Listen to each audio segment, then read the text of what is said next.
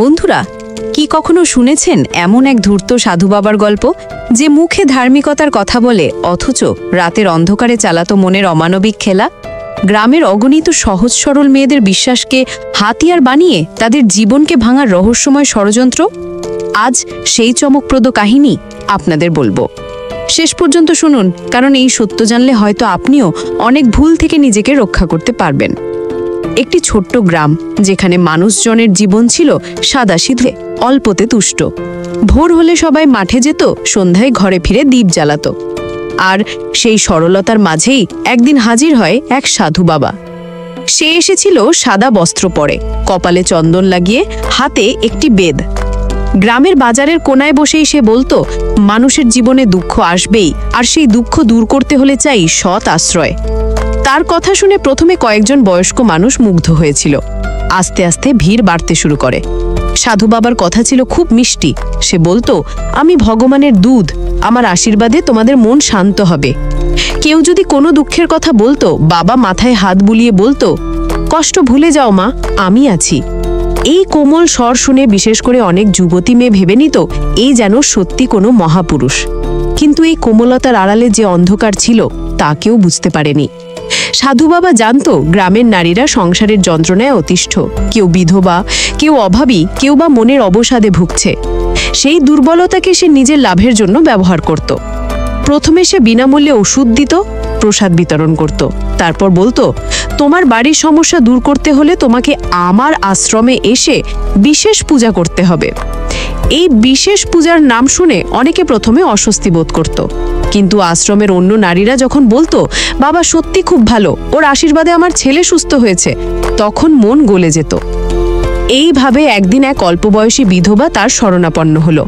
বাবা তাকে বলল, তোমার ভাগ্য খুব খারাপ, পূজা না করলে জীবনে শান্তি আসবে না। সেই নারী ভেবেছিল হয়তো এটাই মুক্তির রাস্তা।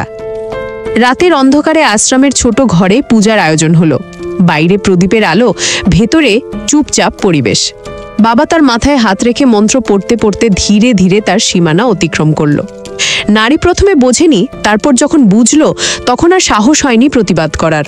বাবা বলল, মা এই পূজা গোপন, বলবে না কারো কাছে। এইভাবে একের পর এক নারী এই অদৃশ্য ফাঁদে আটকা পড়তে লাগলো। দিনের আলোয় বাবার মুখে ধর্মের বুলি, আর রাতের অন্ধকারে ভণ্ডামি। কেউ যেন কিছু না জানে, এই ছিল তার সতর্কতা। কিন্তু কোনো সত্য চিরকাল চাপা থাকে না। একদিন এক মেয়ে, যার বয়স মাত্র 18, বাবার কাছে শান্তির পূজা করতে এলো।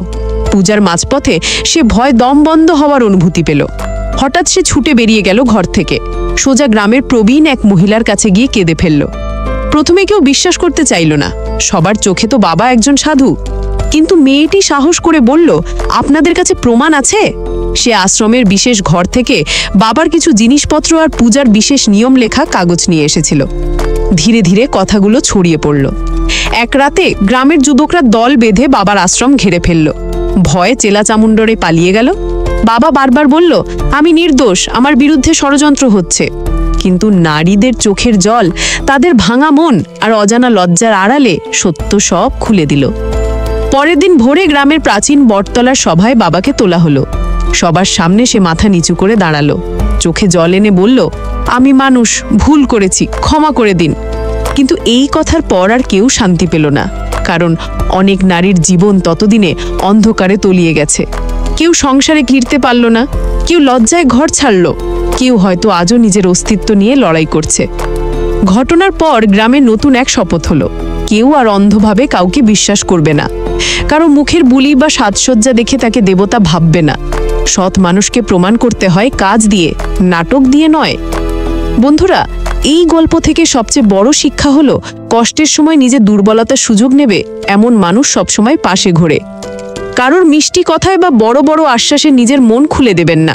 বিশেষ করে যদি কেউ আপনাকে বারবার গোপনীয়তার নামে কিছু করতে বলে, বুঝে নেবেন সে ভণ্ডামি লুকোচ্ছে। যারা সত্যিই সৎ, তাদের আচরণে স্বচ্ছতা থাকে।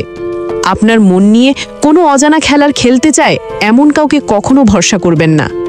আপনি যদি মনে করেন এই গল্প থেকে শিক্ষা নেওয়ার মতো কিছু পেয়েছেন, তাহলে আমাদের চ্যানেলটি সাবস্ক্রাইব করুন। আপনার বন্ধুদের সাথেও শেয়ার করুন, যাতে আর কোনো সহজ সরল মানুষ এমন ফাঁদে না পড়ে।